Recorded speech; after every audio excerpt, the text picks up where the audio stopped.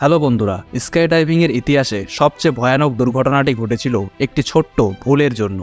আর এই ভুলের ব্যাপারে যখন জানা যায় ততক্ষণে 18 জন স্কাই ডাইভার অলরেডি প্লেন থেকে ঝাঁপিয়ে পড়েছিল, আর ফিরে যাওয়ারও কোনো উপায় ছিল না। প্লেন থেকে লাফানোর কিছুক্ষণের মধ্যেই 18 জন স্কাই ডাইভারের সমস্ত এক্সাইটমেন্ট আতঙ্কে বদলে গেছিল। এরা সকলেই অত্যন্ত অভিজ্ঞ স্কাই ডাইভার ছিল, কিন্তু সেই বিপদের সময় তাদের কোনো অভিজ্ঞতাই কাজে আসেনি। এই দুর্ঘটনায় 16 জন স্কাই ডাইভারের মৃত্যু হয়েছিল, আর বাকি 2 জন যারা এই দুর্ঘটনা থেকে বেঁচে গিয়েছিল তারা পরবর্তীকালে যা কাহিনী বলেছিল তা সারা পৃথিবীকেই অবাক করে দিয়েছিল। তো বন্ধুরা, এখন প্রশ্ন হলো, কি এমন ভুল ঘটেছিল যার ফলে এই 16 জন অভিজ্ঞ স্কাই ডাইভার মারা গিয়েছিল? এরই উত্তর জানবো আজকের ভিডিওতে। তো বন্ধুরা, আশ্চর্য বাস্তবের আরও একটি নতুন ভিডিওতে আপনাদের স্বাগতম। সারা পৃথিবীতে এই দুর্ঘটনা লেক এরি ডিজাস্টার বা এরি হ্রদ দুর্ঘটনা নামে পরিচিত। এরি হ্রদ হল উত্তর আমেরিকার 4র্থ বৃহত্তম এবং সারা পৃথিবীর 11তম বড় হ্রদ। এই হ্রদের দক্ষিণে 13 কিলোমিটার দূরে এটনার এয়ারপোর্ট নামে একটি ছোট্ট বিমানবন্দর আছে। 1967 সালের 27শে আগস্ট এই এয়ারপোর্টে 30 জন স্কাই ডাইভার এসে পৌঁছন, কারণ তাদের একটি কোম্পানির তরফ থেকে ফ্রি ফ্লাইট অফার করা হয়েছিল। বন্ধুরা, দ্বিতীয় বিশ্বযুদ্ধে ব্যবহার করা একটি B-25 বম্বার প্লেন, যেটিকে একটি প্রাইভেট কোম্পানি স্কাই ডাইভিংয়ের জন্য মডিফাই করেছিল, সেই কোম্পানি তাদের একটি ফ্রি ফ্লাইট অফার করেছিল। যখন স্কাই ডাইভাররা এক এক করে প্লেনের ভেতরে বসতে শুরু করে তখন এর ভিতরে জায়গার অভাব দেখা দেয়। এছাড়াও অতিরিক্ত ওজনের ফলে দুর্ঘটনা এড়াতে বিমানের পাইলট মাত্র 20 জনকেই বেছে নেয়, এবং তাদের সিলেকশনও তাদের এক্সপেরিয়েন্স এবং দক্ষতার উপরেই ভিত্তি করে করা হয়। কিন্তু সিলেকশন না হওয়ার ফলে বাকি 10 জন স্কাই ডাইভারের মন খারাপ হলেও তারা এটা জানতো না যে পাইলটের এই সিদ্ধান্ত তাদের প্রাণ বাঁচাতে চলেছে। বন্ধুরা, প্ল্যান করা হয়েছিল যে বিমানটি এয়ারপোর্ট থেকে টেক অফ করার পর চক্রাকারে পাক খেতে খেতে 20,000 ফিট উপর পর্যন্ত উঠবে, এবং এই এয়ারপোর্টের উপরেই এসে 18 জন স্কাই ডাইভার বিমান থেকে লাফিয়ে পড়বে, এবং এরপর বিমানটি আরও 300 ফিট উপরে উঠবে এবং শেষে বাকি 2 জন স্কাই ডাইভার লাফ দেবে। আর এই সমস্ত স্কাই ডাইভাররা প্যারাশুটের সাহায্যে এটনার এয়ারপোর্টে ল্যান্ড করবে।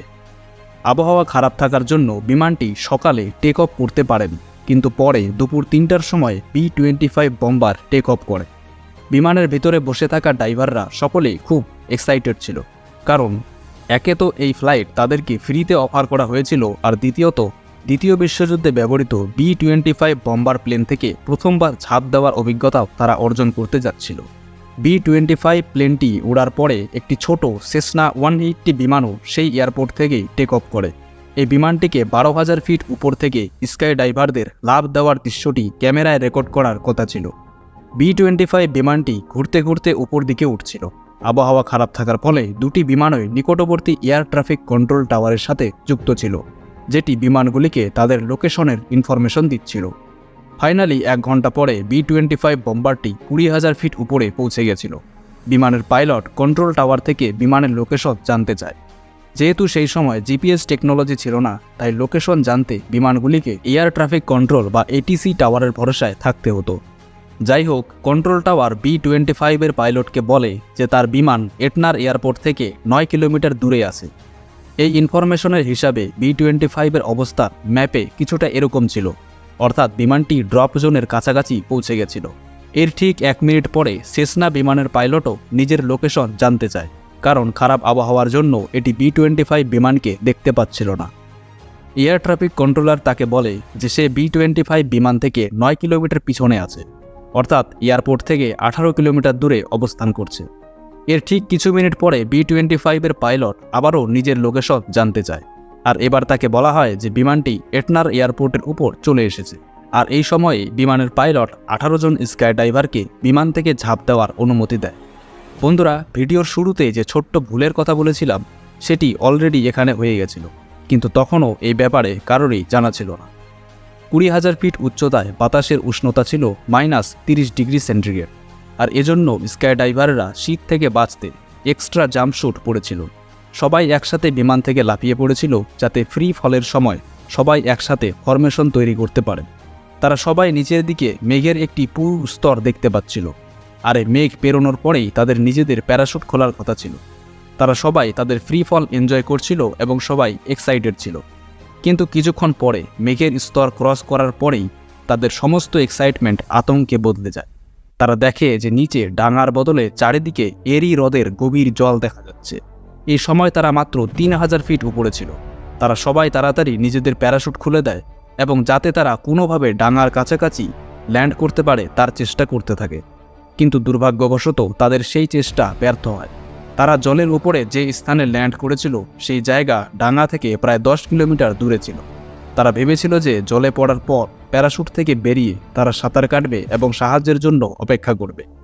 কিন্তু তারা যা ভেবেছিল তা একদমই হয়নি।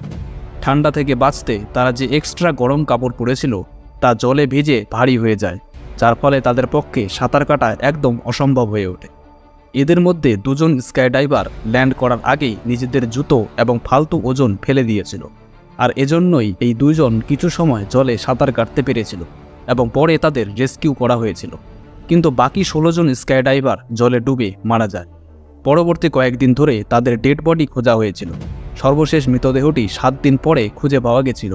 এই দুর্ঘটনার খবর সারা পৃথিবীতে নিউজ হেডলাইন তৈরি করেছিল, আর এই ঘটনার পেছনের কারণ জানার জন্য একটি ইনভেস্টিগেশন টিম বানানো হয়, যারা এটা জানার চেষ্টা করে যে B-25 বিমানটি স্কাইডাইভারদের কোথায় ড্রপ করেছিল এবং এই দুর্ঘটনায় ভুল আসলে কে করেছিল। এয়ার ট্রাফিক কন্ট্রোলার বলে যে যখন B-25 বিমান স্কাইডাইভারদের ড্রপ করেছিল তখন তার অবস্থান এরি লেক থেকে ডাঙার দিকে 10 কিলোমিটার ভিতরে এটনার এয়ারপোর্টের উপরে ছিল এবং তারা মনে করেন যে হাওয়ার ধাক্কায় স্কাইডাইভাররা ড্রিফট করে এরি হ্রদের উপরে চলে যায়। যদি এয়ার ট্রাফিক কন্ট্রোলের এ কথা 1 সেকেন্ডের জন্য মেনে নেওয়া হয়, তবে তাদের কথা অনুযায়ী হাওয়ার ধাক্কায় স্কাইডাইভাররা 20 কিলোমিটার পর্যন্ত ড্রিফট করেছিল, অর্থাৎ 10 কিলোমিটার এটনার এয়ারপোর্ট থেকে এরি হ্রদ পর্যন্ত এবং পরবর্তী 10 কিলোমিটার হ্রদের ধার থেকে গভীর হ্রদের দিকে।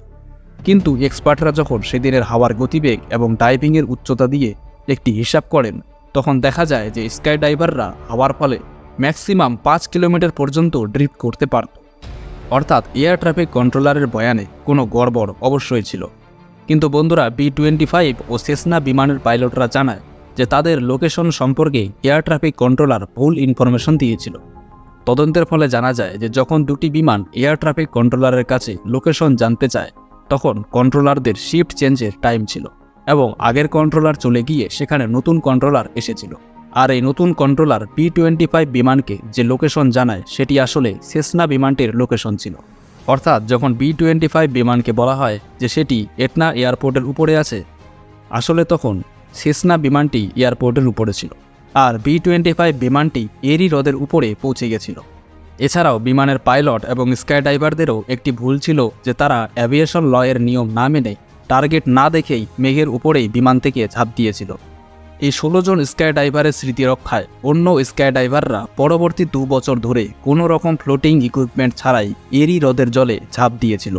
1972 সালে ইউএসের কোর্ট ফেডারেল এভিয়েশন অথরিটিকে এই দুর্ঘটনার জন্য দোষী সাব্যস্ত করে এবং B-25 বিমানের পাইলটের লাইসেন্স চিরদিনের জন্য সাসপেন্ড করে দেওয়া হয়।